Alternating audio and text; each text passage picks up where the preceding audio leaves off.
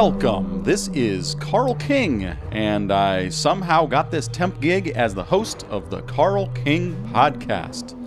Someone please fire me. No?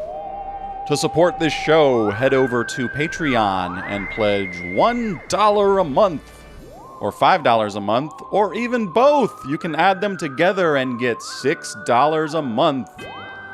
Every little bit helps me fund this podcast and my other creative projects. Patreon.com/Carl King.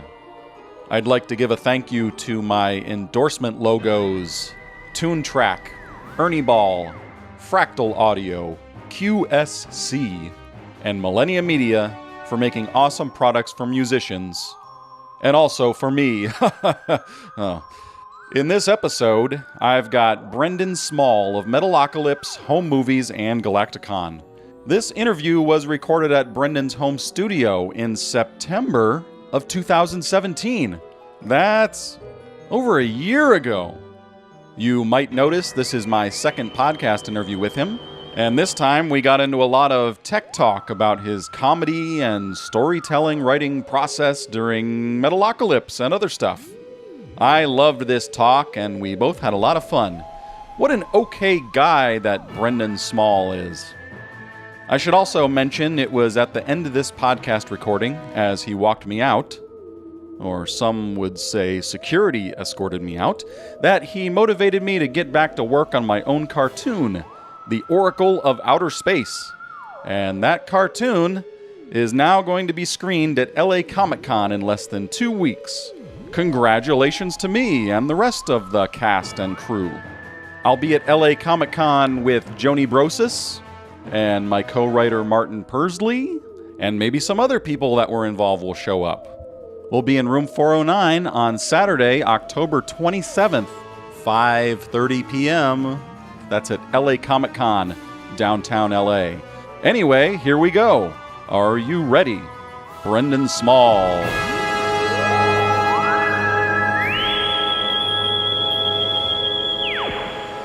So I think you're the first person to appear on my podcast twice. So oh, really? Congratulations, thanks, man. Brendon Small. I made it back. I made the cut.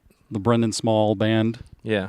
To celebrate, I've decided to ask all the same questions as last time. Oh, perfect. Maybe some stuff's changed. I'm hoping that you have your story straight. This is how you break somebody down. Keep asking them the same questions over and over again. Eventually they'll go, you know what? I did it. Send me to jail. You may hear a little bit of jingle bells over on your couch. That's just because I have some jingle bells over there. There are jingle bells over here. Yeah. I wanted the, I think I have that somewhere. I think I made Gene play those in Galaktikon. I wanted the Phil Spector wall of sound, shoot a lady, murder a person sound.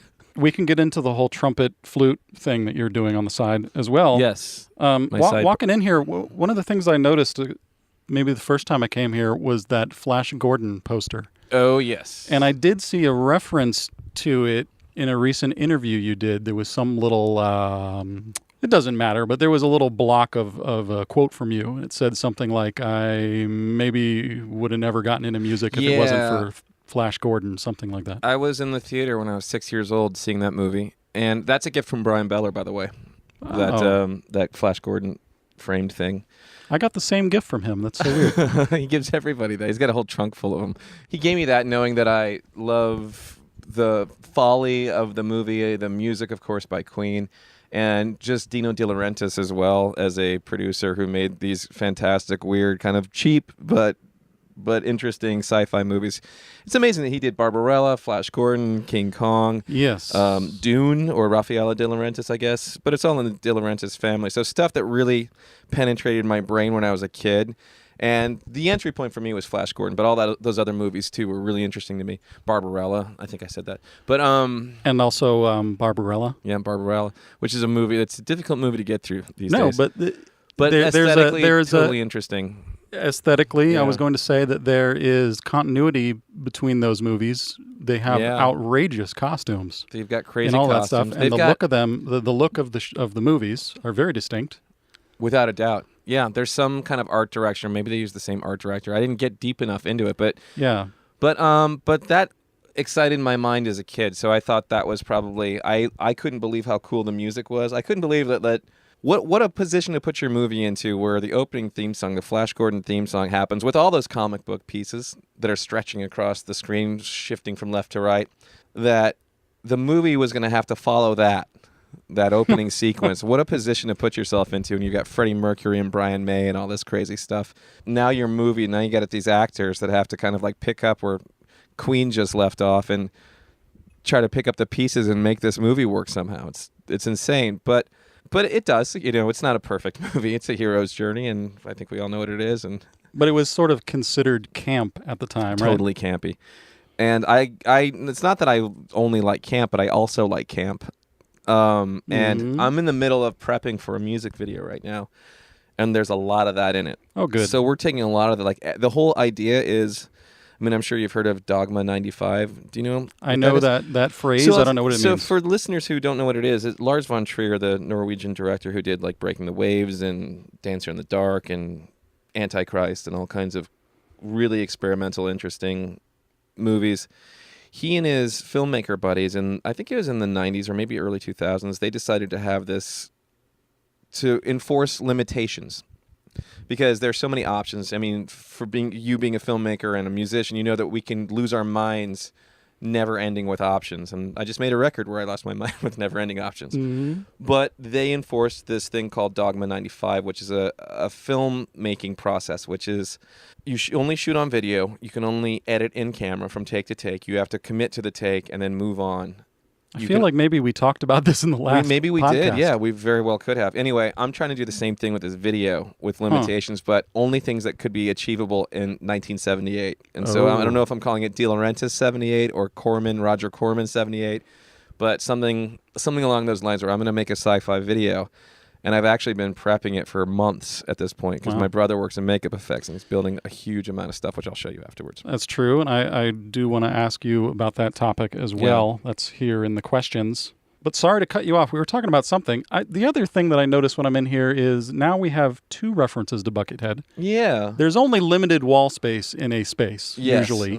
And you've chosen to have a poster of Buckethead. I bought that poster. I wasn't at that show. I just thought the art was cool. I love that it's a Buckethead poster, and maybe you've seen it in the background of my studio things in the past, but little videos I've done here. And I saw that poster when I was at South by Southwest, and I just thought, I'd like this poster. I think Buckethead's a great guitar player and a totally interesting, mysterious force of nature. And but I mean, that poster could have easily been something else. With the wall space that's available. Because I hung it there and I didn't want to move it again. The more important wall fixture I have is probably my dry erase board, which has got Steve Agee's record that we've been working on plastered on it, which we finished. I think we finished. It says done after everything. It does. But I use the dry erase board like crazy from like organizing music, organizing story, organizing all kinds of stuff like that. But it's really helpful for me to visualize. And I know it's in a writer's room. It's really helpful for me to get to from the beginning to the ending of a project, just visualizing just little sentences and stuff. What else are you looking at? I saw some sort of little statue. Yeah, there's horns. a little statue. So this is like I said, my brother works in makeup effects, but he made this. I guess I just gave up on finding a place for this. But this is a weird like hedgehog kind of a thing. That it looks like something from Mr. I'm scared that you're holding it with one hand. Yeah, Mr. Toad's Wild Ride. Oh, good. I like that here. I like that I have that power. But I've not found a place for it. It's a big piece of stone that he sculpted. So you mentioned your brother is into doing puppets and sculptures and special effects and things like that. Yes. That's how he makes his living. What? No. Yes. Now, I remember years ago I was at Steve Allen Theater and there was sort of a private screening or something of a sort of a evil Muppet type of short horror film. Yes. And you did a little bit of scoring for it. I did it because my brother was doing this movie. It was kind of a crazy thing, a really cool idea, but executed in a way that I think needed a little more, needed to be cooked a little bit longer. But I think it was like an early edit or something. I don't know what it was. I think it was an early edit, and trying to get funding for it or something like that. Yeah, that was something that he didn't like completely own himself, and it kind of got lost. But it was a really cool idea, and I hope that someday he can get it back and make it work. But I said I'd do some music for it. It's like the longest sequence of Muppets chasing each other, and I'm sitting there like over my keyboard going, I don't know how much longer I can build tension. All the tension's used up. So it seems obvious you are, you've done Metalocalypse, you do music, you've been involved with the animation industry, cartoons.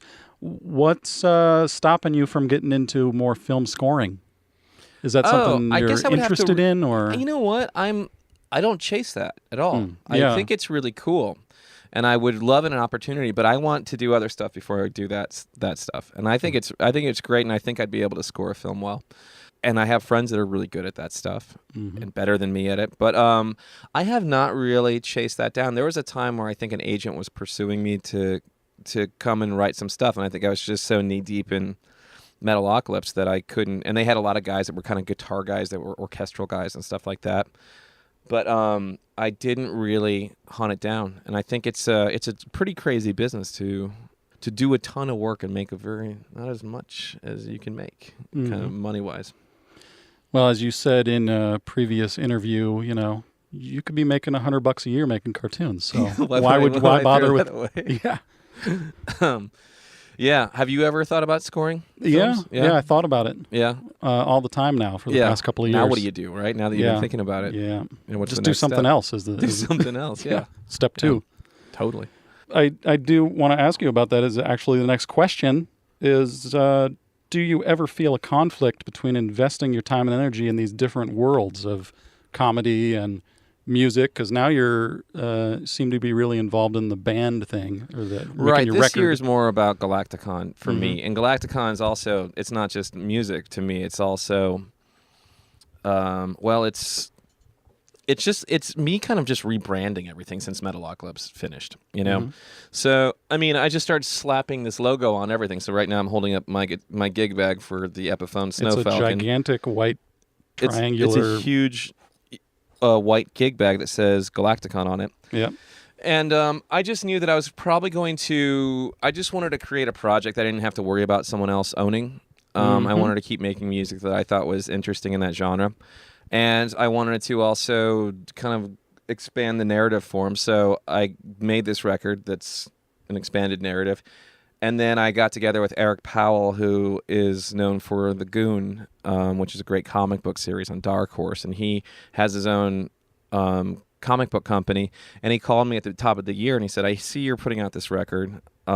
Is this record a comic book series? And I said, it's this new one. I don't want to do it as a comic book series right now. But the previous record, Galaktikon 1, the first one, is a really interesting intergalactic divorce story. That's a comedy in nature, and it's got space lawyers and stuff like that, and space litigation, and people repossessing people's like unpaid, creditors, space creditors, and stuff like that. So I started getting into that, and I said, you know what, that's really funny and that's interesting to me, and I can tell that story in comic book in form. So we're kind of rolling that out as the year continues. So that is comedy and music all put together. So I don't know. I don't want to just do one thing. I get bored very easily. I really like being in a writer's room, but I also like being outside of a writer's room. I really like being on stage. I like being in a studio. I don't know how much on-stage stuff have you done as far as your improv or stand-up lately? Lately, I do a lot. In the past few years? I've been doing more lately than I have when I was in Metalocalypse. So, yeah. So I haven't seen any mention of that anywhere. Otherwise, I would have... Yeah, it's on my Twitter. It's the thing that no one gives a shit about on my Twitter timeline. It must so be I go, hey, I'll be at the algorithm. Improv tonight. Hey, I'll be in Pasadena at the Ice House. Hey, I'll be doing some stuff at the thing over here. So those are the things that everyone's like, guitars, no guitars or dogs or double kick drums or sweep arpeggios. So I do it, and last weekend I think I did 2 shows at the Improv, or 2 shows at the Ice House and then 1 at the Improv. So I'm doing that stuff all the time. And well, I mean, you say you're doing it. Oh yeah, I say I'm doing it. There's evidence. There are even photos. A couple of weeks ago when the record came out, we did a big show at the Improv with Baked, with Joe Travers, with Mike Keneally, with Walter Eno, and Zach Galifianakis was on the show, and David Cross, and Thomas Lennon from Reno 911, and his film work and screenwriting. So it was a pretty big, splashy event. I don't know what else I can tell you. I mean, you're going to have to believe me. Fine. Yeah. I mean, fine. We'll have to start just just flipping the switch to believing me. But I do a lot, and the funny part is that I do it because it's really, really fucking fun. Like, there's nothing. I can tell that because Yeah.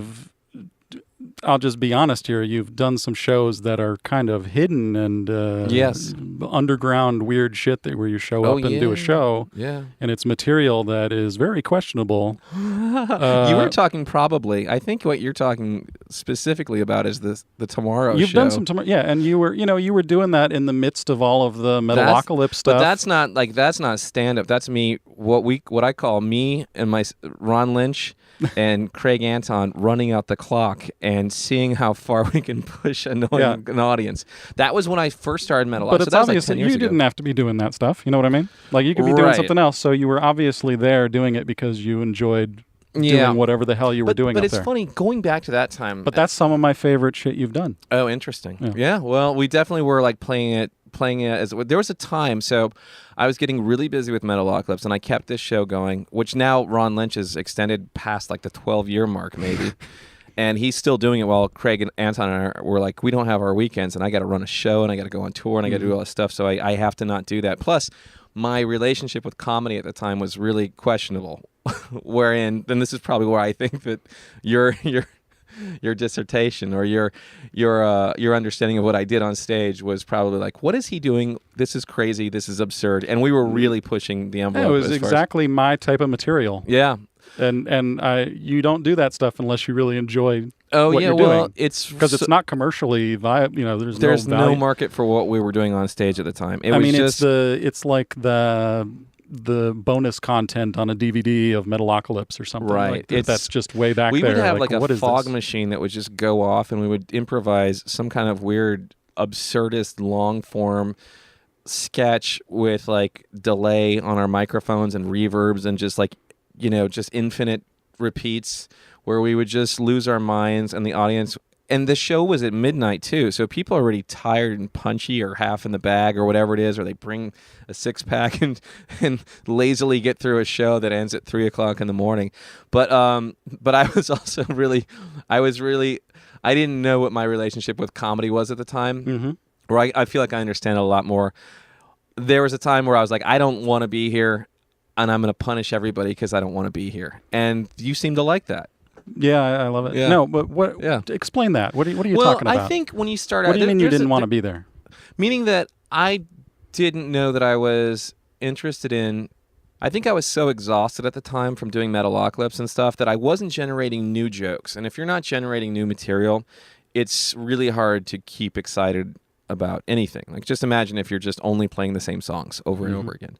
At some point, you'd probably just lose interest in the thing. And that's what was happening to me, because I didn't have time to write new material. So we would hopefully either get in a really cool, like some kind of strange, funny jag on stage between super creative Ron Lynch and Craig Anton, and we were just always... It was this very strange comedy team. And it was just absurdist in nature. But I was kind of losing interest in performing live stand-up because I wasn't generating anything new that I was proud of.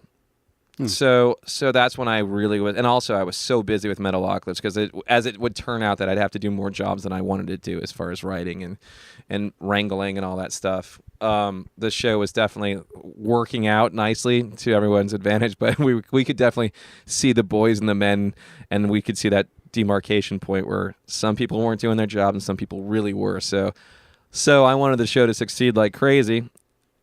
So I would stay in and work and lose sleep and wouldn't have a girlfriend or whatever it was. I just wanted the show to succeed, and I wanted to make the music work and all that stuff at the same time. So I kind of put comedy to bed, and then I returned to it. I got pulled back. Was that the baked? No, it was even before that. Before that. Yeah, and I'll tell you, I wanted to start kind of going back up on stage, and this is around the same time I was still doing Metalocalypse, but then I was like, I need a kind of a big challenge, kick in the ass thing, and maybe, I don't know if I talked about this last time, but did I talk about acting class? You did, I think. Yeah, and, it was like a big kind of, it was an important thing for me to go through, which was just kind of to be reduced back to like you're not so special, nothing's great, and whatever you're doing is... It's your Saint Anger project. Thank God no one had to see it. Yeah, exactly. And that happened very far off screen, where it was just almost like therapy, where I needed to kind of just come back to earth in so many different ways, where I was just busy working and being successful, but I needed to kind of ground myself. And for some reason, an acting class will fucking kick your ass like nothing else. I remember you said that your teacher told you, well, at the end of this class now, I think you need to decide whether you're going to come back next week. Exactly. So I got humiliated. Stop your sarcastic bullshit. Yeah, he said, well, if you're going to speak again in this class, it has to be, you have to say something genuine. And I think probably what I told you is, at that moment I realized, I don't know if I've ever said anything genuine in my life. And so I remained silent. And then I became very good in the class, because I tend to work best if pushing through failure. So I had failed and I needed to redeem myself. And that's a lot of the history of how I work. So at the same time, I was kind of really interested in getting back into comedy again. So I'd done some shows here and there. There's loosey-goosey, kind of like, people enduring me because I didn't want to do any old material.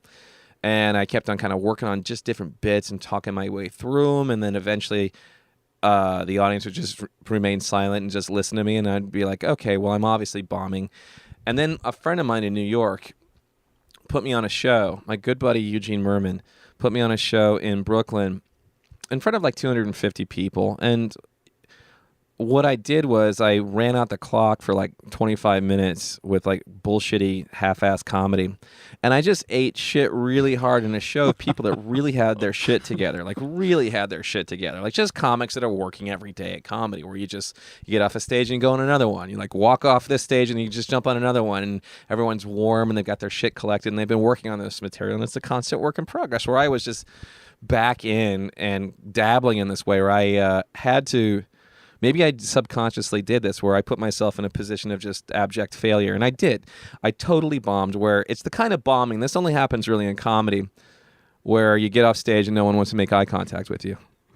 Maybe you've done it before. I don't know. I did that at the El Cid once. There you go. The sort of performance art thing. I did the Dr. Zoltan thing at the El Cid. Yeah. It was painful. Like, it was so silent. Yeah, exactly. So like, then you walked God. off stage and you're wrapping up your cables and everyone's trying to avoid you, right? You slowly make your way to your sad car and you go home, right? Yeah. So that's what I did that night. It was really funny because I ate hard shit and I knew it, and like the people in the back that I was talking to, my whole countenance changed, where I was, and this isn't the first time I bombed, but this one was an impactful bomb, because I really realized that I wasn't taking this is just where I was. Those muscles that made me confident and good on stage before, those had atrophied. And that happens with comedy if you don't do it. And I was so busy in production on that stuff that those muscles had atrophied pretty hard. And I remember I went outside just to get out of the room, just to walk away from people and just kind of just keep my head down. And there's some lady outside smoking a cigarette, and she looked at me and she goes, "Oh, that was uncomfortable." Like, she's locking eyes with me and telling me how, and I was like, hey lady, I know. I was up there. You think that's what I wanted it to be like? I didn't know what the fuck I was. She's like, that was horrible. And I remember I was talking to, and I became kind of obsessed with how terrible I was.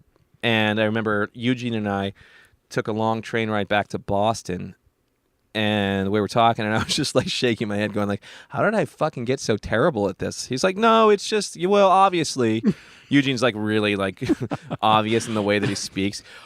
He said, you don't want to, the idea is to never bomb, yet you bombed for 25 minutes. And I said, yes, it's true. And he goes, yes, but it's our goal to never ever bomb, and you broke the rule. And I was like, yes, this is true. I think we've identified the problem. So I was like, fuck, it's exactly how I do this stuff all the time, where I put myself in a position of failure, and if I don't deliver, I become obsessed to the point of correcting that, where I get good at it. That's how guitar happened. That's how everything happened. So, and then some points I'm prepared enough and I get lucky enough where I'm not nervous and I do well. But the truth was that I was studying, acting is the study of the vulnerable, of being vulnerable. And comedy is the act of being invulnerable. As subtle as you want to be, you can be Stephen Wright to, Gilbert Gottfried, but you just got to be completely confident and in charge the whole time. So So I started working my way back up, and that was about 4 years ago. Now I feel very confident. Okay, now you said something way back there, Yeah. a while back, like 10 minutes into that answer, and I didn't want to lose it because you said something like you weren't sure of your relationship with comedy Yeah. as much as you are now. Yes. Something like that. What did that mean? Means... How do you define that? It's funny because I think you want to be funny, and you want to be funny on your own terms, not the terms that comedy put out for you. And then you start blaming the audience for you're not doing so well, or the fact that you're sick of it, you're bored of it, and you go out there and you're like, I don't even want to entertain you. And that's the thing that I felt like. I didn't want to entertain a comedy audience because I didn't know how much I liked comedy that was happening at the time. So I was like, I don't even know what club I want to be in. And then what I realized somewhere, and maybe it's growing up or whatever, just some slight amount of maturity. But I think what I realized is that I really like when me and an audience get along well, where it means if I said something funny, it means that we're kind of on the same page. And I like being in the moment with that energy. And the more I do comedy, the more I like to embrace those little moments where we're on the same page. And this group of strangers, for some reason, decided to leave their house and come out to a show. And I made them laugh really hard. And we bonded over that. There's something really human about that. And that's what I realized, that's my relationship with comedy, is to prepare to be as funny as I can, to trick the audience, to tell all these jokes where I can pull the rug out from under them. And then also to be able to bob and weave and be in the moment enough where if somebody starts talking to me, I'm ready to go, and I'd love to hear what you have to say because this is going to go somewhere that I had never expected. So those kinds of things to me start getting exciting. And then I start going, oh, wow, we're not just a bunch of isolated idiots. We're all here in the same room. And we all decided to leave our houses, the comfort of Netflix and all that stuff. And we decided to come here and try to enjoy ourselves. And if I do my job right, which now I feel really confident with, I'm going to make sure that happens. So at some point, I became an entertainer, which is what I didn't see myself as before. I was a snotty kind of like, fuck you, like, oh, yeah.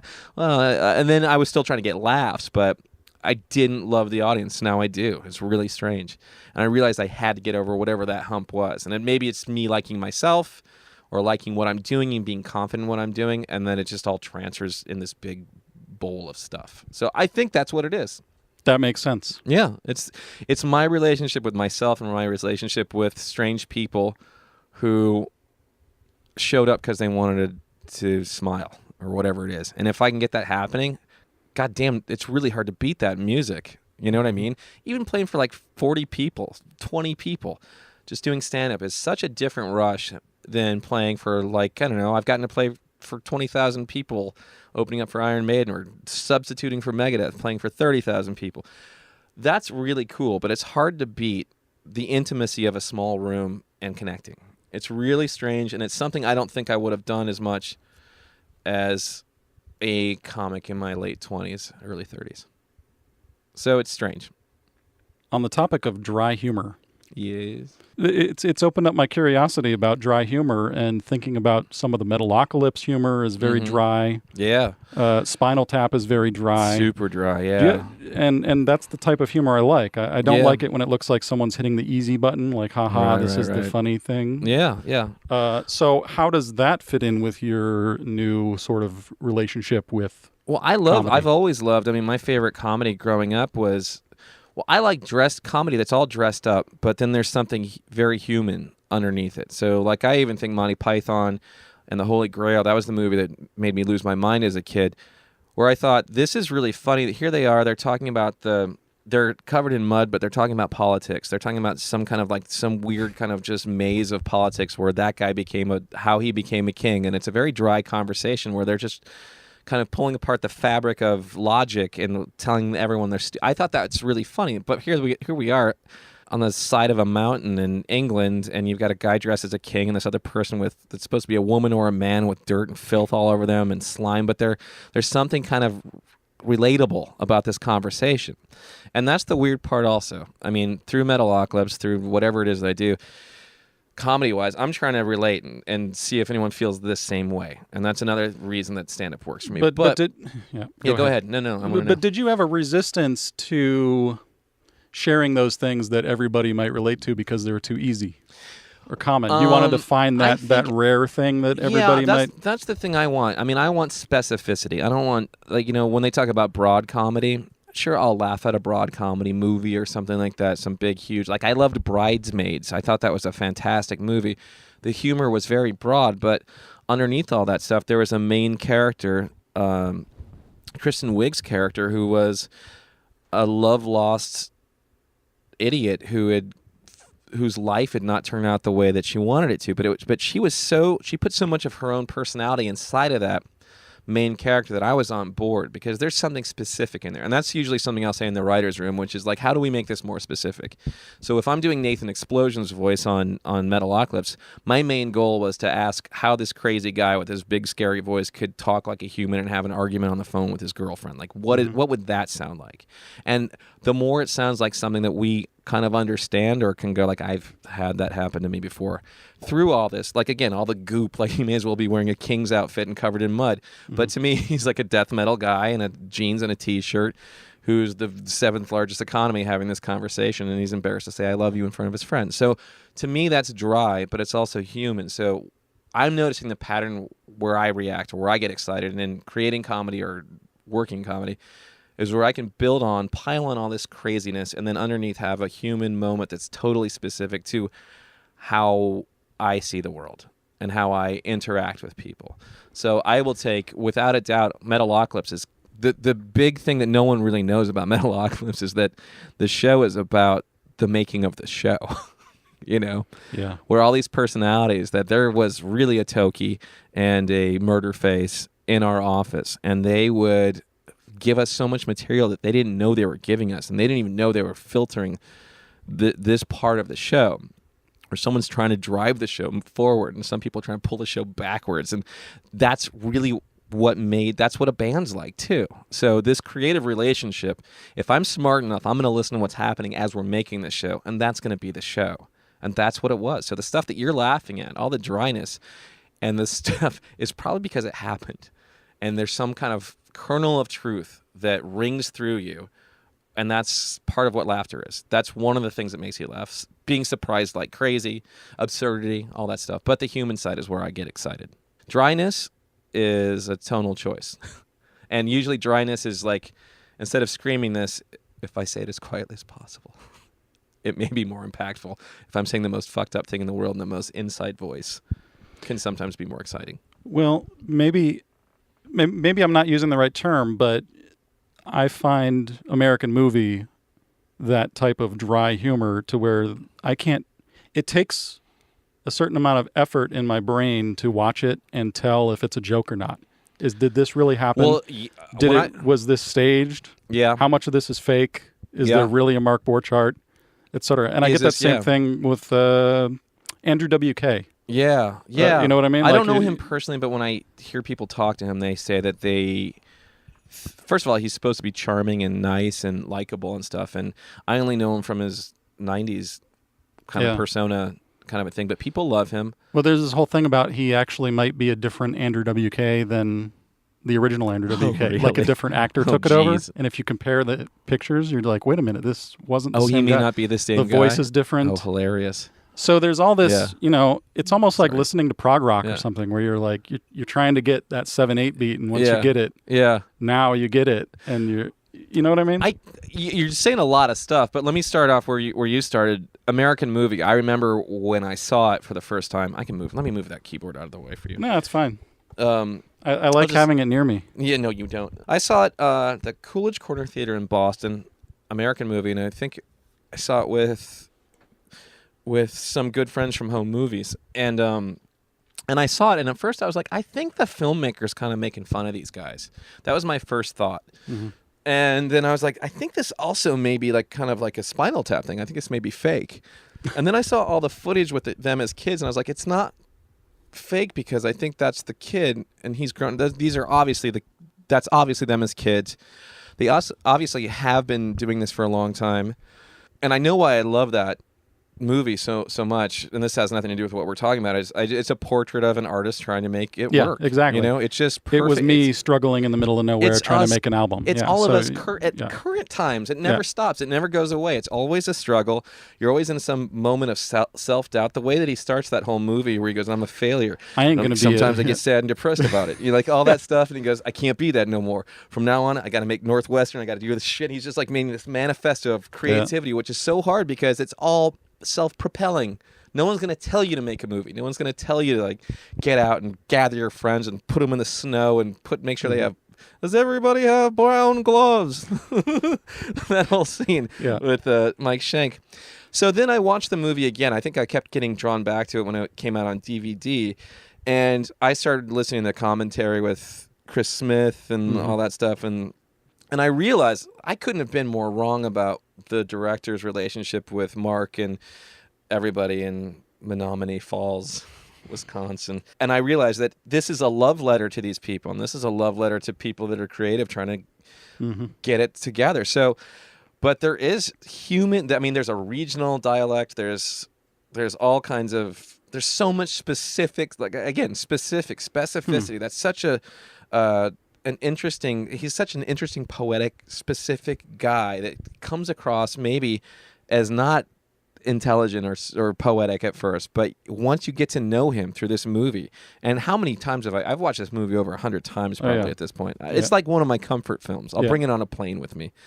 So like just hearing Mike Schenk play what does he start the movie with? Doesn't look like a Bach thing. Mr. Bojangles. He plays Mr. Bojangles on acoustic guitar. And later on he plays like a Bach, blindfolded Bach piece.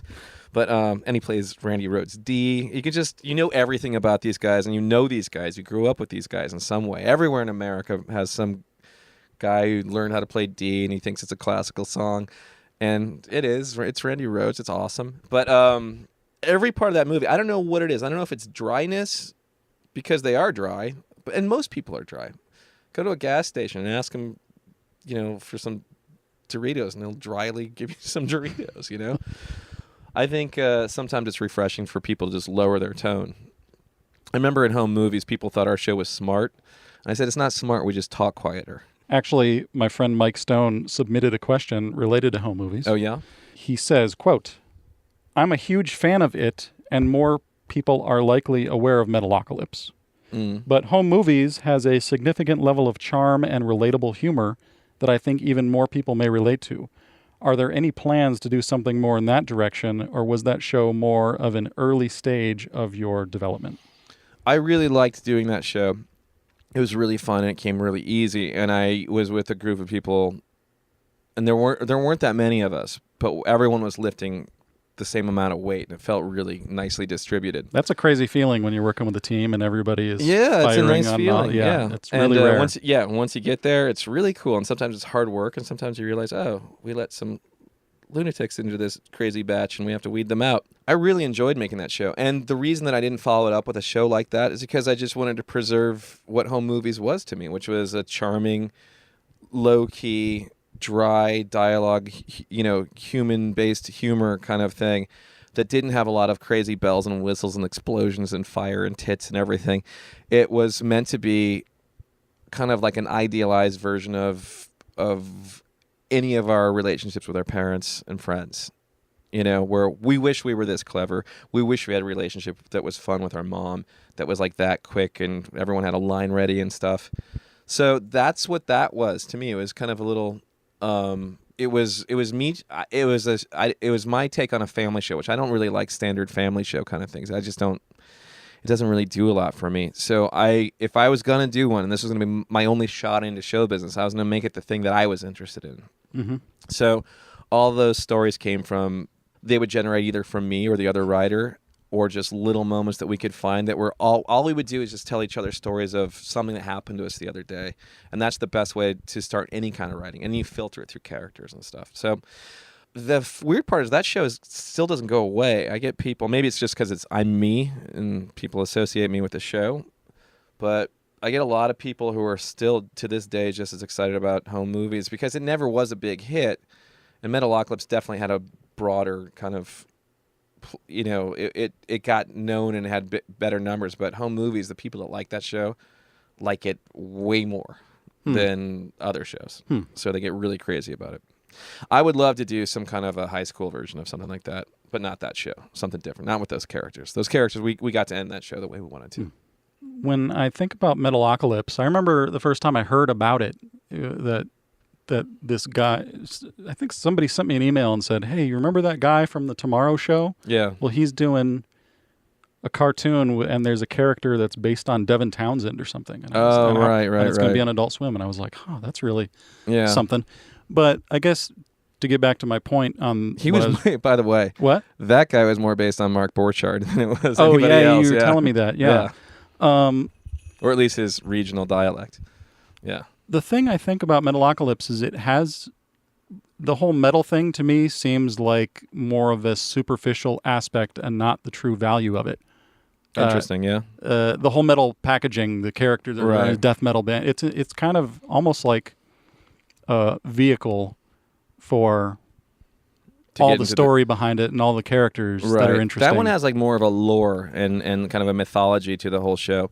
But I mean, someone else could have made that show. Yes. Any other metal dude that was could have made Metalocalypse or whatever, the same concept, but it wouldn't have been what I find special about those types of things are the fucked up writing and the weird characters. Right, yeah. It might have just been a boring mainstream thing, you know what I mean? Yeah, I mean, I think all TV shows reduce. I mean, I said, wasn't the first episode, or the pilot or something. I think I saw it. Yeah, I haven't seen a lot of the episodes. Sure, but wasn't it like them standing around in a grocery store, kind of mumbling and talking to themselves? Well, yeah. What we're here's I'll tell you how the show was conceived of. Because you sell the show. It's these metal dudes. An animated metal thing, but then it's not at all. The characters are not like that.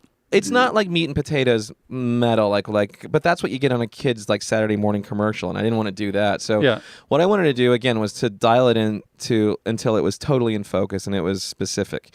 So what happened was at the time, I want to hear more about the specific thing too, because not getting it. I mean, what you do is you sit there and you have a big out of focus thing and you start drawing the eyes in better. This is just a metaphor. And you start going like, well, I have a lot of noses to choose from, but what's the one that makes me feel like this is a person that exists, Okay. And you start so let me go back to the top of it. So I knew that I had, after home movies, the door was kind of open at Adult Swim, and it was kind of the golden era, and they were buying lots of stuff. And so they trusted me to run a show and all that stuff, and they knew that I could write music because I wrote a little piece for some other show. And I handed it in like an hour. They're like, "This is great," and they're like, "It's magic." Anyone that doesn't do music thinks it's magic if music happens, Yeah. And so I shouldn't be telling people that it's no, tell them, let them magic. Believe it's magic. Oh, but man. You and I know that it's not. That's magic. what I've been doing wrong. We this whole worked time. hard and learned how to do this stuff. Okay. Yeah, that takes all the hard work that we did out of it. But so I knew I wanted a show, and I was kind of just falling back in love with my guitar again, and I was just going to metal shows all the time. And I knew I wanted a show that had something, and I was actually talking to the guy from the Venture Brothers, Chris McCulloch, who's a great guy. And I had another show that was supposed to, he was kind of in some stage of development at another network, and I was just complaining about that. We were like having dinner one night or something, and my buddy Chris says, "Look, you're complaining about the show, but all you do is talk about metal and why it's so fascinating to you and why you like it so much and why you are just immersed in it." And I said, "Yeah, it's true. I can't believe He goes, "Why isn't that a show?" And I go, "I can't believe you had to tell me that." And sometimes the shit that's right in front of your face you don't even see.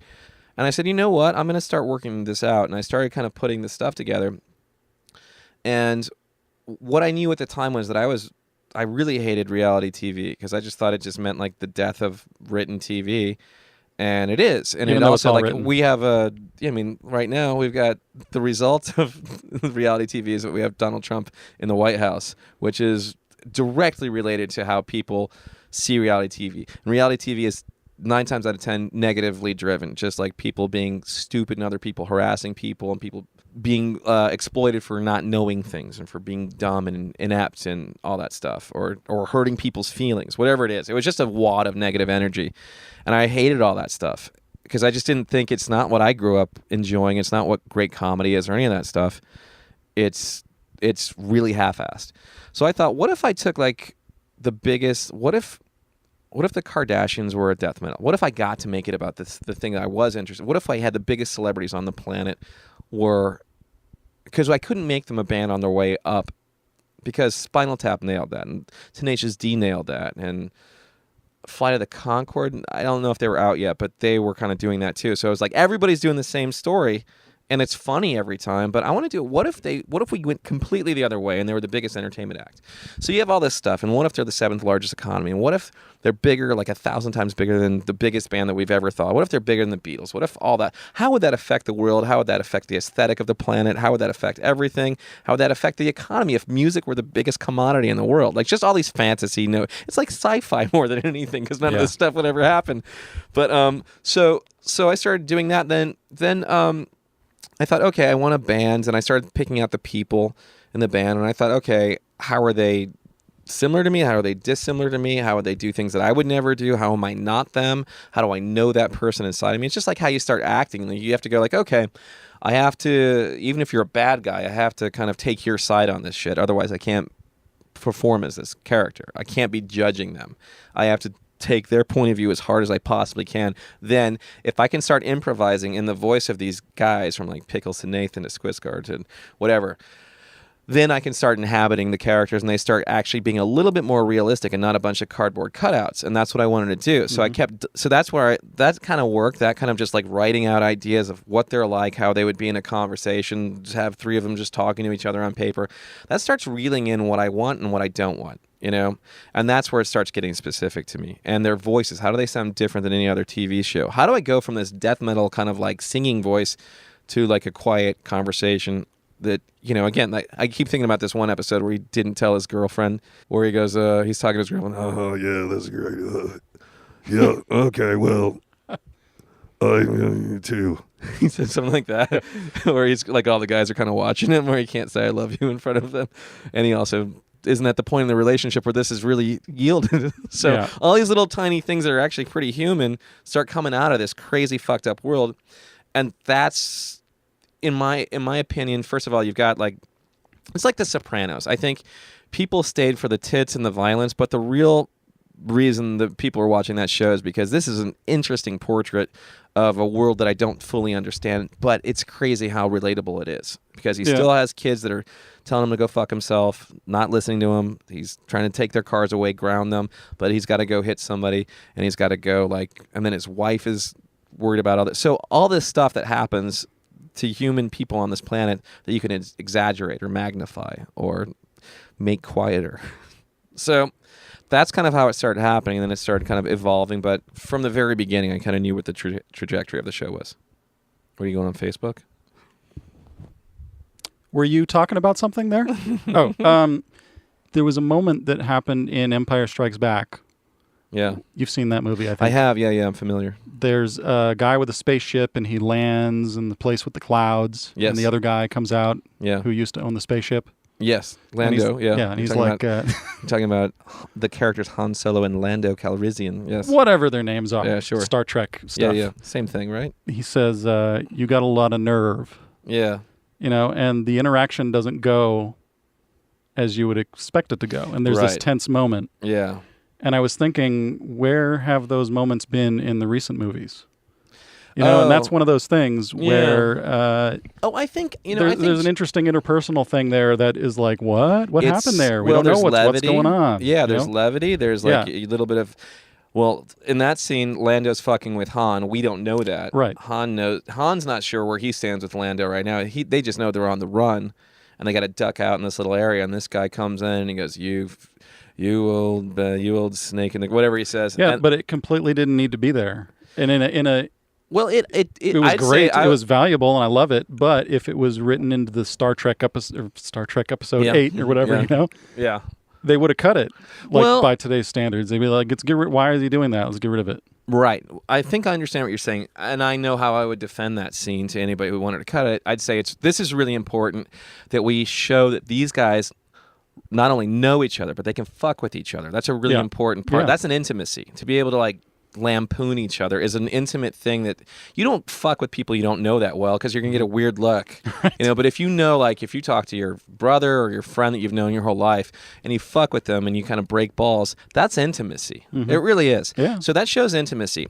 And the other important part about that, story-wise, is that Lando's gonna give Han and Leia up later on to Darth Vader. So we need to make sure we think we're their friends, because at some point Lando's going to have this turn where there's Darth Vader at the dinner table and they're going to start torturing Han and not even ask any questions. But that was part, I don't know why we're getting into analysis of Star Wars, but that's part of the story. Later on, though, there's one third turn, which is another just smart thing where he goes, hey, I had to give him Han, whatever, he was fucked anyway, but I can get Leia and Chewbacca and Luke out of here. And because he has like this ability, he's the one that he's the impetus behind saving Luke and going back for him when he's crucified in an upside-down cross underneath the thing. Yeah. So all that stuff, I would say, I would also defend the J.J. Abrams. I think he brought a little bit of fun back into it on the Force Awakens.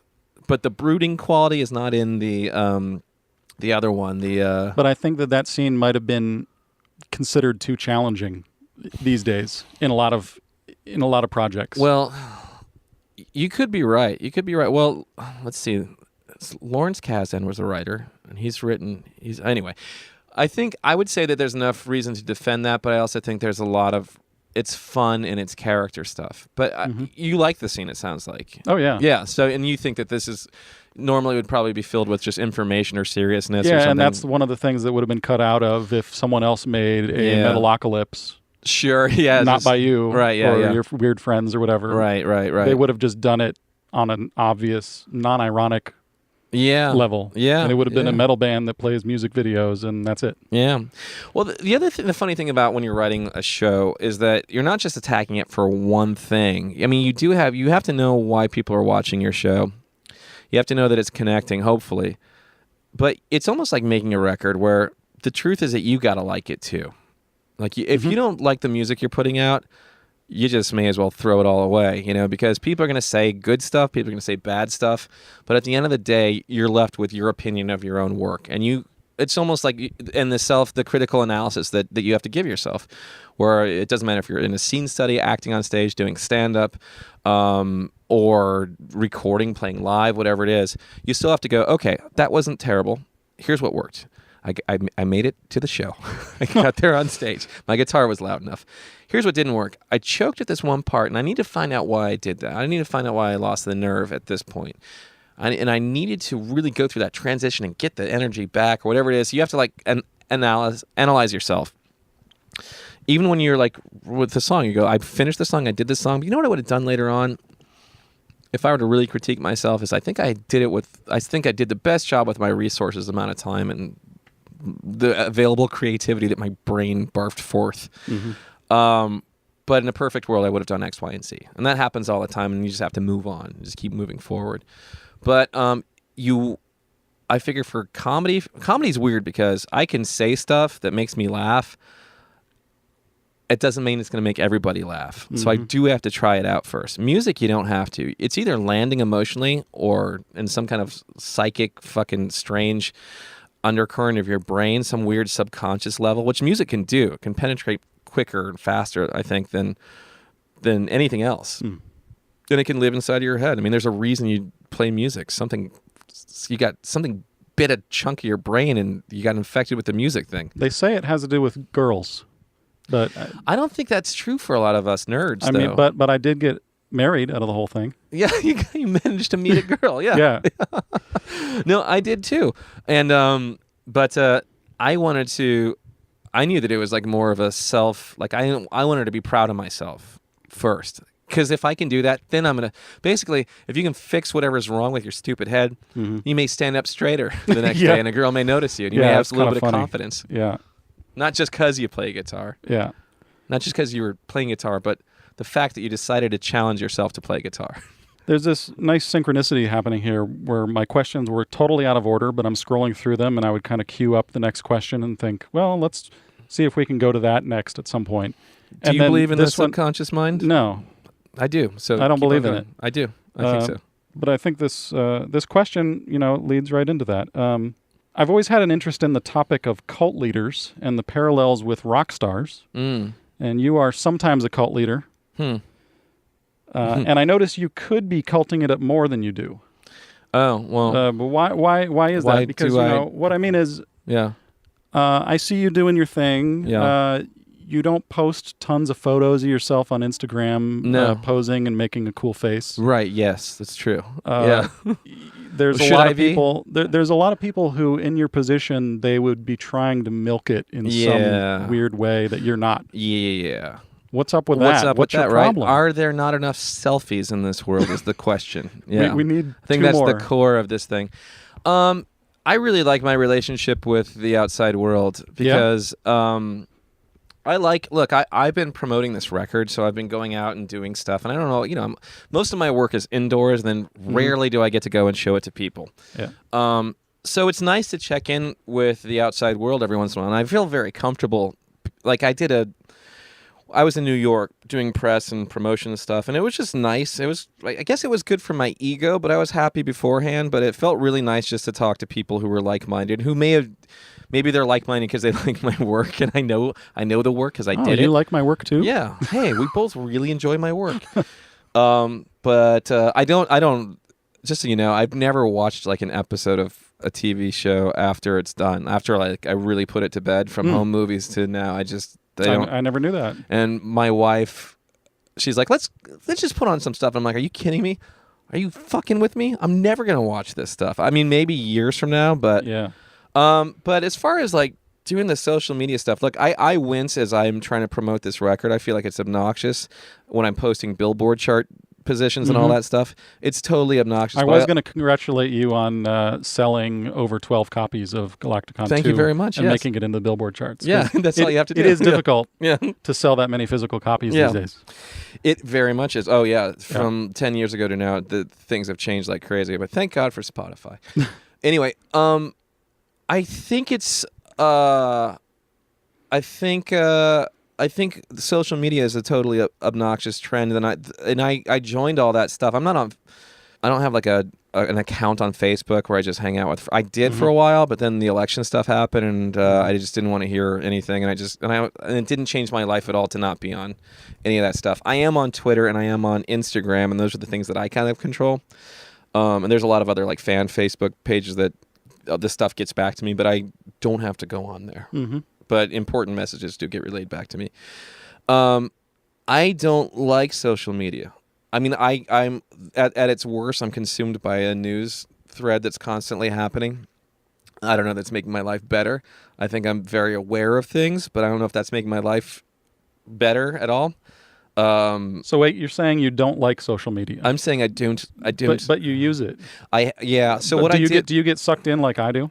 I get sucked in way too much. Yeah. I get sucked into a point where like I was like, oh, I think I'm getting carpal tunnel from my phone holding hand. You know what? Yeah. Here's another that I have a similar thing like that. Yeah. It was getting so bad that I would wake myself up at night. My thumb was scrolling by itself. Oh my God. Yeah. That's crazy. It's like a ghost phone in your hand. You're haunted by your iPhone. Yeah, I know that. So I knew that it's probably in my best interest as a business person. I really enjoy the kind of lifestyle, creative lifestyle I've managed to fall into, where I get to make music, or I get to make shows, or I get to make, write scripts, or sell a show, or do a thing, or produce something. I love that, and I knew that I would probably have to start trying to round up an audience at some point, just so if they liked my other projects, maybe they'll like another thing I did. So I thought it was in my best interest, business-wise, to start doing that stuff. And maybe find, a couple patches for jokes here and there. But for the most part, I kind of wince when I do it, and I feel like I have to apologize. Because, but also my friends who are also in show business, they do the same thing where they're promoting something and it's just a windfall of, hey, this is coming out, hey, this is out, hey, please buy this thing. Yeah. Everyone's a carnival barker trying to get everyone into their tent to go see the bearded lady. Or the transgendered comfortable in their own skin person. Wow. Because I don't think it's strange anymore. Okay. There you go. But, okay, you and I both somewhat know Steve Vai. Yes. You might know him a little bit better in some ways than I do. Right. Steve was the first episode of this current podcast chain. So I'll put him out there as an example that when I watch one of his videos, he's very much making himself the center of the dancing around and the legs going everywhere and like, how's everybody doing tonight and all of that stuff. Yeah. What is it that stops you from doing something like that? Why don't you want to put on the leather pants and the tassels, like silver pants and I mean, you could do that, and you don't. Well, I suppose I could. I suppose any of us could. You don't do that stuff. Not just that specifically, but things like that. You don't tend to make what you do. You don't try to make yourself the star of it, like other people might. Right. I think I'm. You know what? I think you're right to say that. You could have been on the album cover. Right. 2 album covers. That's what a great way to never sell an album. Yeah. But I think it's true. But the way that I'm interested in music is I enjoy the mystery of it a little bit. I remember I'm old enough to have taken my parents' vinyl LPs out and look through them and try to figure out everything I could and try to put the whole picture together in my mind. And I wanted for this to be a little bit more like that, where people, and it's kind of been working, where people are trying to figure out this record and figure out what it means, because it means something. And I'm not going to say anything about what I think it means, because I think that's the most boring way to go about it. I'm more interested in hearing what they think it is. And there are now, and I haven't gone on there, but there are Reddit, subreddit worlds of deduction and pulling the fabric of this record apart, which I'm happy, because that means they're engaged and they care. If I slather my stupid face all over it... By the way, I've been more out in front of this record than I have been in dethklok. The whole thing about dethklok was I thought it's not important. I think it ruins the mythos if you see me and associate me with this thing. I think the show's got to live in your imagination. And so when we played live, I would say I would yell at the lighting crew if I was lit, because I think that I'd rather have But that's a temptation that is so hard for so many people, because they want the spotlight on them. And it's some addictive. People, I mean, but can't you smell it from a fucking mile away when someone's desperately trying to get attention, and they don't have the goods, and that they're selling fucking schlocky garbage. Now, I will say Vi has the goods, even though he's got the tassels and the goods. And I'm not talking about Vi, because Vi is an amazing, well-rounded, super creative lunatic who's also an amazing performer. He's got Prince meets Jimi Hendrix, and he's having so much fun. You can tell he's having the time of his life, and he is just this porthole of expression, and I love that he's that way, because he also came and look where he started in David Lee Roth's band and Frank Zappa's band and all that stuff. So you had to be like a song and dance man, like a triple threat up on stage. Yeah. Where nowadays it's, some of my favorite musicians are that, and some of them aren't. But I also think that's just my personality. I'd rather play my cards kind of close to my chest. I think that's what feels comfortable to me. But I guess I could be a lot more obnoxious and just going like, hey, hanging out with my buddy, and like trying to like tag people in photos and stuff. I mean, I'm doing a version of that, I think. I think what I'm doing is just obnoxious enough. Well, I'm not suggesting that you do that stuff. Yeah. I'm just curious. You're curious why. Your take on it. Yeah. I don't think it's... Because I struggle with it when I make my stupid album, and I'm like, I gotta make the decision. Is my face going to be on it? Am I going to tell people about it or not? Yeah. I may as well tell people about it. Well, you got to do it, because at some point, like, again, I try to take my ego out of it, and I go, look, if I were the manager of this artist, I'd say blab about it, sell records, make it work, but there's a way to make it work, to make a project, I think, intriguing enough if the project itself is worth being intrigued over. But to sell it in an intriguing way, I think, is more interesting than coming out and just going like, hey, you like rock music, right? Well, guess what? I don't want to do any of that stuff. And luckily, it's been working to my advantage by not being... I mean, I really like doing stupid, insane stuff, but... And like I said, I think I have put myself out in front of this one a little bit more, and it makes more sense. It's got my name on it. It's not like another fake band that I just make the sounds for, I bet in another part of the world, people would say that what I'm doing is annoying and obtrusive and obnoxious. It's way overboard. Yeah. With the hat and everything. Yeah. It's just too much. Yeah, it's too much. Yeah. You talk about your whiteboard and drawing out your ideas and all of this stuff. Yeah. curious what your day, or any random day while working on Metalocalypse, Yeah. what the hell is that process like? Because you had mentioned at one point, oh, you drive over to Titmouse. Mm-hmm. How does a day like that go in your mind? I as think you recall? it would depend where we are in the production. So Yeah, there'd and there's be a lot of different phases and things. Things you do here, things you do there. If I'm at the top of the season, as we kind of like really got our shit together in the show, if I'm at the top of the season, then I would have a bunch of writers in a room, and like how many writers would you say? well, there's a season where we had like 4 writers. There's a season where we had 6 writers, and then we'd had a season where there were then the Doomstar was just me and 2 other people just talking through the story. Then I'd go and write the music and all that stuff. But So, I mean, you guys would get together at I'm trying to visualize this specifically. so what like it you'd looks get like- together at like 8 a.m. at Titmouse or never 8 a.m. 2 p.m. Yeah, 11 at the earliest. Yeah. Because just the way my brain works is that things don't get funny until around noon. Mm-hmm. So I will get there and I'll drink coffee and I'll dryly, like if it's the top of the season, what I'll do is I'll say, okay, here's where we left off. Here's where I see the end of this season. So let's talk about how we get there and how we can just slowly kind of move this story along. And then let's also, and that's just the nuts and bolts of what the storytelling is over this whole seasonal arc. Now, and then I'll spend a lot of time just with articulating that, and then I'll take a big whiteboard like this, and I'll almost do like a timeline. Here's where we left off. So we've got this stuff we have to clean up to get from here to over here. The middle of the season, somewhere, let's say episode 7, and I'll just write 7. I go, this is like the point where we'll meet this other character, and then by the end of that, 2 episodes later, he's going to do his thing. But we have to set him up first, and we have to get that idea happening. So it starts making a lot of visual sense. And then what we'll do is we'll go, okay, everyone understands this? Okay, so what we're going to try to do is now we're going to take just funny ideas that we have that are somewhat relatable. Again, tell me a story of what did you do last weekend? Oh, I hung out with my mom. Oh, yeah? Tell me about that. Oh, it was a fucking nightmare. Are these comedians or who are these Yeah, they're types writers. of people? So I'll say in the last one I had Janine DeTulio, who played Paula from Home Movies. She played my character's mom. She's a really great writer. Now, are these people that are experienced in she's- metal music No, at all? not or at in all. any way? It's No. completely unrelated to Totally metal. unrelated. What's most important to me, And were they familiar with the show? They had to enough? be. Yeah, they needed to watch the shows? they had to watch the show. Okay, So I wouldn't, got if it. they don't know what's going on in the show, they Yeah. can't work on the show. They have to know what's going on. Okay.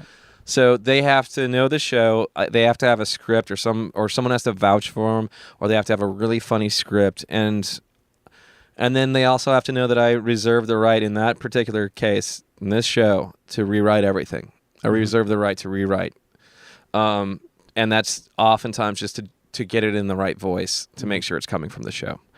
And there's some episodes that started with one script and ended with a completely different script because whatever wasn't taking or whoever was handling this show or the story didn't get it or something. So sometimes we'd be in places where, we were understaffed almost all the time. So that's why I would have long bouts of just being alone rewriting.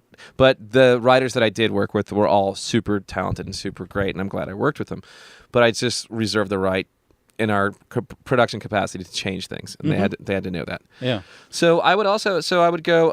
So that's how I would. So Janine again. I'll use Janine as an example. As someone who I've known for a long time and trusted, and she's really funny and very dry, and all I want to hear are human stories. And I want people to tell me stories of stuff that have happened to them before. So Brian Posehn also is a guy who would tell great stories about what it was like growing up with his mom dating. And You guys would literally sit there for 4 hours telling stories. Yeah. That it would start when you're breaking stories. Like when basically this is called breaking story, where someone go, I had an idea for an episode, and everyone goes, okay, and I'll either go, that's great, or what else you got? What else you got? And remember, I tell everybody, don't take this the wrong way. I'm going to say no. It's my job to say no more than it is to say yes. And that's what it's like running a TV show. You got to say no almost all the time. Then somebody says something and you go, wait a minute, that's fucking perfect. And everybody, once they're all kind of in tune with what the show is and we're all kind of understanding what I'm looking for, which I try to be, it's my job to be as articulate as possible as what I'm looking for. And once somebody hits like just the tiniest little thread of what that is, then we go, okay, now we got a conversation. And then we'll get to a certain point, and I've learned a lot of different ways of working with people and what the best ways of working with people have kind of, it's 45-minute sessions and then you take a break. You get to a point where you go, okay, now we know what the story problem is and we know how to solve it. Let's get out of here. I'm going to go walk to 7-Eleven. Who wants to come with me? And then someone will come with me and we'll go, hey, what did you, so hey, someone will go, oh, I saw this movie. And you go, oh, that's cool. And they go, wait a minute, I got the fucking answer right here. And that happens the second you move your body and stop being physically stuck and mentally stuck.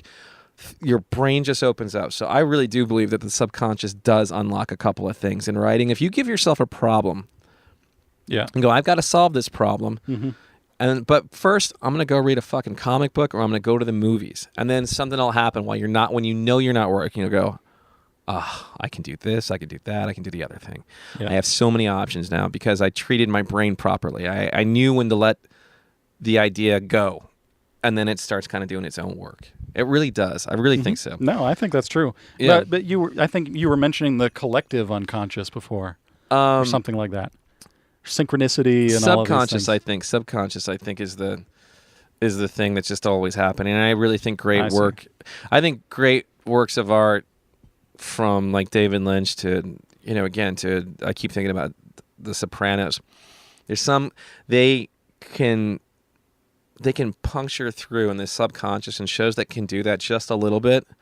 It's like I got hypnotized by a show in the best possible way, where it's just inside of my mind. And David Lynch can do that really well. He understands the subconscious, I think, really well. But so that's writing mode, and then we'll disappear and we'll do scripts or punch up scripts, and we'll meet up. So everybody will go out on their own and take a script and work on it. And two scripts. My whole idea is, how do I get everyone out of this office? How do we give them things and get them the fuck away from these horrible, like, fluorescent lights and this decrepit, it looks like a shitty junior high. Get me out of here. Go in a cafe somewhere with a good view and get your legal pad out and start taking notes. I want you out looking at people. Get out of this place. This is a den of torture. And that's all I want to do, is not be in an office. So I also found, for writing, a group of 3 was a really important amount of people. It's 2 people are having a conversation, and the third person, doesn't matter who's having the conversation, the third person is usually kind of in a place of listening, but also just like solving problems. So while we're talking about something, someone goes, I got it. And I go, shut up, you're not even in this conversation. No, I got it. And they'll tell us like 5 or 6 options that we could do, and you go, yeah. Then we start talking. That person goes, I got it. And then those 2 people talk, and I go, I got it. So there's a weird thing, like a handoff kind of thing. It's almost just like 2 people are playing Frisbee, and the other person's figured out the game over there. And we also did a thing where we didn't need to be in the same room. Some people would Skype in.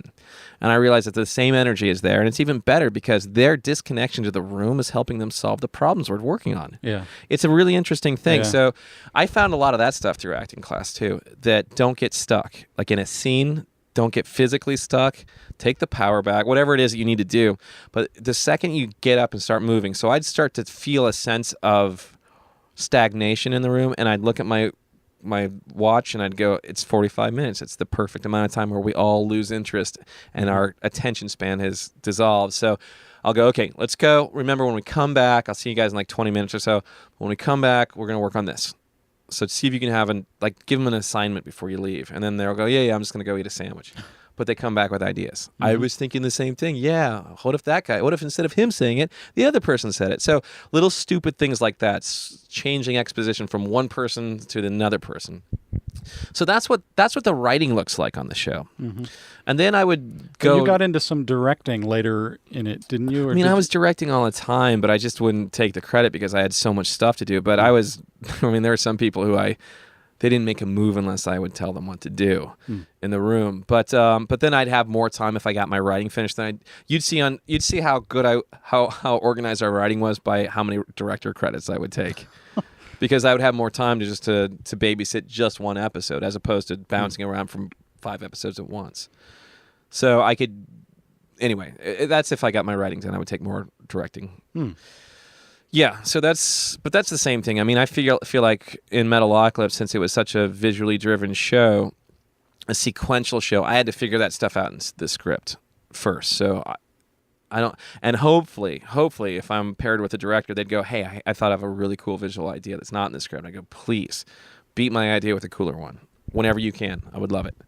So that's part of it too. And then I'd just come in and do like art approvals where you just look at stuff and you go, you have to like forward think and go, oh, is this color gonna rub with this other character over here? Can we maybe put that guy in a different colored jacket?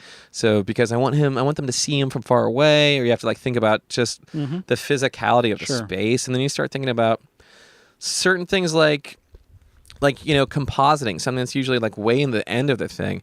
And I noticed we're getting in trouble with the amount of time that we have compositing, where we could bring them in way earlier in the process and start solving problems immediately. And we started doing that later on too, which was, I thought that was a really helpful thing, because we wouldn't have to like do like a 12-hour render and realize that the move sucked, and realize we lost like a day and a half of work just because a computer's rendering something. So I'd bring those guys in and go, look, you're creative, you've solved these problems before, get on board. And then it starts feeling like a real community. And it took a while to get there with that show. It was tricky. But I'm trying to think of other things. We do, long art approvals, long note sessions to like an early version of something, which is like a painful process. Because the whole idea of animation is like, it doesn't look good, it doesn't sound good, and it's not funny until the very last day. Yeah. And it just looks like animatics or animatics or are boring. Yeah. You know what it's like? I mean, it's like listening to raw, unproduced drums with the room mics on all the way up, like the whole time. And the last day, someone finally edits the toms and like EQs the kicks finally. It's just what it feels like, Once you finally start dialing in your mix, but most of the time, but even like a rough mix of a tune, you're still getting the energy and the idea, and it's not bad. But with animation, visual, and audio, and when they're not in sync perfectly, it is a torturous, miserable... until the last day. That's why live action is so much nicer, because you just shoot it and grab it in camera and it just looks good. You can see on the monitors. And then in a few months, you're going to say, that's why animation is so much better. I know. Well, yeah, I know. Well, luckily I'm interested in both, but there are great things in animation you can do that you can't do in live action, which is fix everything in post. On the topic of comedians, wanted to get this in. I wondered if you could point me towards some comedians I may not have heard of, who might be doing some interesting work, and might be difficult for you to answer because you have a lot of friends that are comedians who listen to my podcast. Right. All 12 of them are listening to it. Yes. But I kind of miss running into those oddball people at Tomorrow Show. I wonder there are a lot out there. All those guys at Tomorrow Show have all gone on to do I think Garfunkel and Oates started out there, and they've become they're in movies now, and they're doing all kinds of cool stuff. There's so many people. I remember Anthony Jeselnik kind of starting out around those times, and he would just go do the show at night. And now he's all over everything.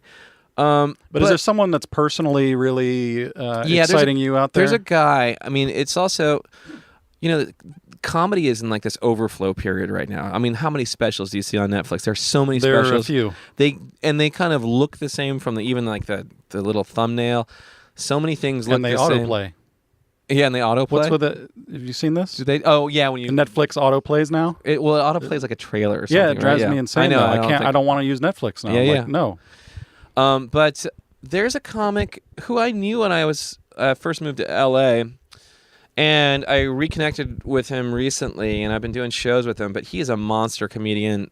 Ian Bagg, I think, is really great. And Ian Bagg? Yeah, Ian B-A-G-G. B-A-G-G. And if you see him any night, the coolest thing about... There's so many things about him that make him great. First of all, he's just incredibly likable, and that's just an important thing. And then he's...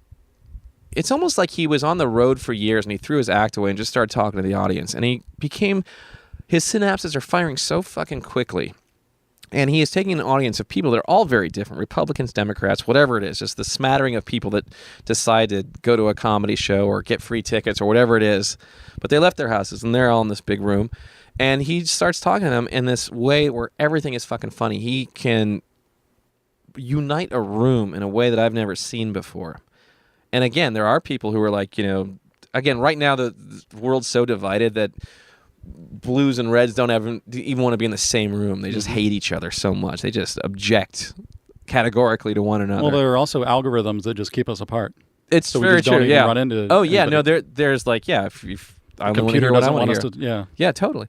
But in a room of actual people, it gives you a little bit of hope for humanity, because I will see him making fun of all kinds of different people, and he's just also you came out to a show, And this is what happens. This is comedy. And I'm going to fucking ream you, but it's going to be really funny.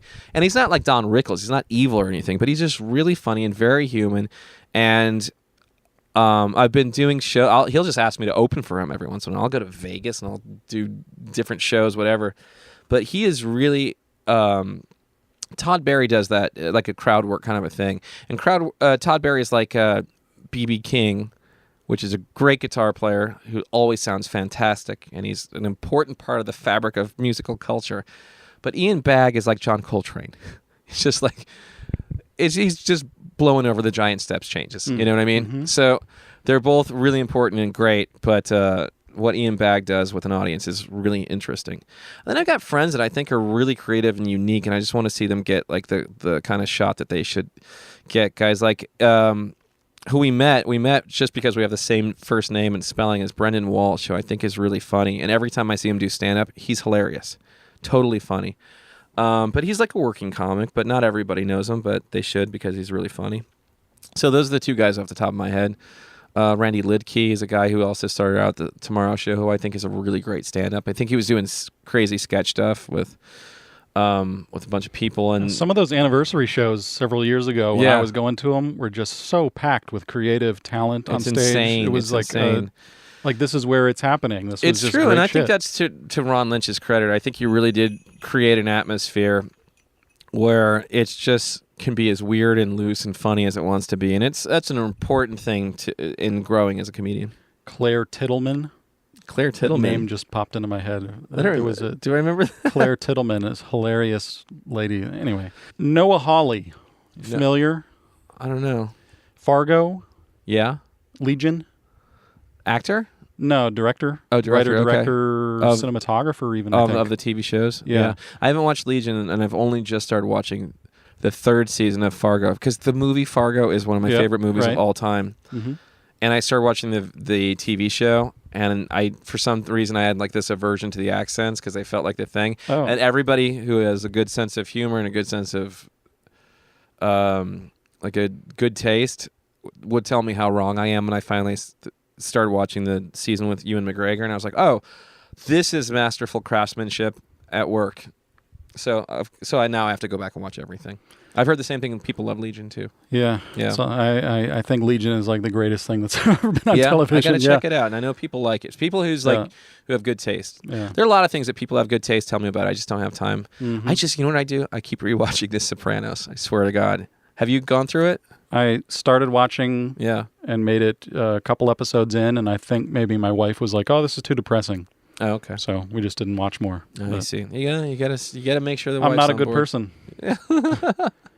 Well, yeah, that show, I'll tell you, it's it runs the gamut of every emotion from elation to like faith in humankind to just desolate desperation and everything. It's an amazing show. I think it's the show to beat on TV of all the shows that I've ever seen. Just real quick, you mentioned David Lynch earlier, and I've never been so disappointed in something than this latest Twin Peaks. I hate it so much. Yeah. What do you think? And I forced myself to watch it, and I kept fast forwarding, and I was like, I just can't take it. Yeah, it's just like I get that. It's like a cliche of David Lynch. Have you? Were you a fan of his before? Oh yeah, of what? Huge. Like the original Twin Peaks, Blue Velvet. Sure. And I always said Twin Peaks was the greatest thing that was ever on television until I saw Legion. But anyway, Mulholland Drive, Lost Highway, all of that stuff. Yeah, Mulholland Drive I think is exceptional. And I just can't think of anything in this whole season that was interesting to me at all. There's nothing I take away and go, like I had a moment, I was thinking of a scene earlier today in one of the old movies, and I was just like, God, what a fucking great scene. And I was like, I can't think of anything that has stuck with me. I think I'll say this. If you're going to reduce, I think there's a lot of extra fat in this whole thing. If I were to become a TV critic for a moment, I think there's definitely where he's pushing what we can handle as far as like just wasting time. Yeah. You know, I also think TV is so fast and clippy and edited in a blender that it's really refreshing to see a camera take its time finding what it needs to do. Yeah. The other thing I think, so I'd say at its worst, it definitely flirted with wearing out its welcome often. But I stuck with it. Because what I was getting out of it that I found pretty fascinating was he did something with that show that I think is an important lesson from the first episode on. I'm sure the first episode you found pretty intriguing, right? I don't even remember. Yeah. It was so unmemorable. It depends where you are when you're watching it, too, because it's a show that you need to focus on. Oh, yeah. I'm sitting there. I'm like, fuck yeah, Twin Peaks. And I'm like, oh, okay. Well, what I loved about what he did, and I think this is an important lesson for me to learn from it, is that he's never telling, he's always asking. So I even think the first scene of the whole thing, to not give anything away, is the first thing we see is a plexiglass box, a gigantic plexiglass box that's supported and like suspended in midair through like beams and all this stuff against a brick wall. And we just open on that. And a person watching it, and we're cutting back and forth, and we're pushing on this black box, and we hear that sound, that kind of like low fucking... the David Lynch sound. The David Lynch sound, which I think is an important sound. Yeah. I think it's a really important sound, in fact. I think his sound design is part of his masterfulness, because it is like... And I agree. Inside of the womb, and it's everywhere, yeah. In the past, I would agree. But anyway, but I think how did we end up being movie critics on this fucking? I don't know. Who are we? Because we're interested in cool stuff, and we want to know why it works and why it doesn't work. You know, I think that's part of this whole thing. Yeah. I think that's an important part of being creative, is to know what you like, but almost more importantly, to know what you dislike, so you can never turn into that. But I think the cool thing he did in in my favorite parts of this season, because I also think like it definitely took a few left turns, and I think you could have done the same amount in less time where it ended, which I thought was interesting, confusing, and I don't even know if I've processed it completely yet. But what he did with the camera was he would not show you and tell you what something is. He would leave the camera on something that I think is interesting, you know, and that's something I keep coming back to. Is something just simply interesting or not? Just that simple. Is something from your song to look, you know, to hopefully be interested in what you're hearing, to hear it evolve in its own, and or to be dead on arrival. You know, not that those are the only two options. You can have dead and alive things happening in the same piece. But what I think he did that was really interesting is I think he asked a question with a camera. And I think he asked a question with the story, and he doesn't give you information. He makes you have to kind of like lean in just a little further. And I think that's a subconscious thing too, because when he shows me something or a new character that's going through something, I'm like, why are we here? Who is that guy? And I think that's the best thing you can do, is get someone interested in that way. Right. But you have to pay it off too. But that's what his previous stuff would do for me. Yes. But not this. Did you? So not, I guess that's why I was. I'll so say frustrated. something else that I thought was interesting, and maybe because I was high at the time, but I think it would have worked without it. That sequence of the nuclear bomb or the hydrogen bomb. Somehow I don't even remember that, but I remember there's a giant poster on Gordon's wall, which I thought was hilarious. What was the poster? Of a nuclear explosion. Oh, okay. And I thought, how fucking funny it is that this Gordon Cole guy has... he decides to have on his wall, the entire wall. Well, it's like this episode is probably in the middle point of the season, and at that point, I was watching this, and I know that I was high at the time, and being high for me, it only enhances something if it's good. But if you eat like bad pizza when you're high, you're like, this is pretty bad pizza. But if you're eating good pizza, you're like, this is the best fucking pizza I've ever had in my life. Yeah. But if something's not great, it just bums you out. But if something starts working, it just enhances it in this really cool way. And I was just hyper-focused. And I was watching the sequence, and I said in my mind, I go, there has never been anything like this on TV before. And this guy broke out something new. And I think it happened in a couple different places where I've seen visual things on that show that had a lot of just courage, balls, bravado to be able to pull some of that stuff off. So I know it's a lot of hours to log. I don't know that he needed to do. How many episodes did he do? Like 19 or something? Yeah, it's like 19 solid hours of crazy stuff. I'm kind of on board. I would rather have someone doing something and take it to fucking outer space than see a rehashed something else. You know what I mean?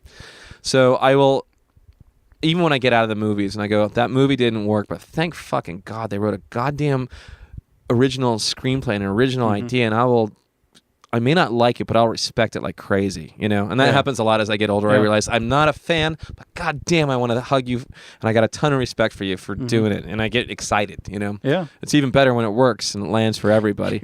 But I think there's a lot there. I think it's hard to kind of brush off this new Twin Peaks. And I rewatched the original one, which I think it's a masterful ending, and that's what we really remember. But season 2 got into a place where it was so silly. And I was like, this is when David Lynch kind of checked out. He was working on Blue Velvet or something, or some movie at the time. Anyway. Yeah, well, that's all I've got. Okay. All right, bye.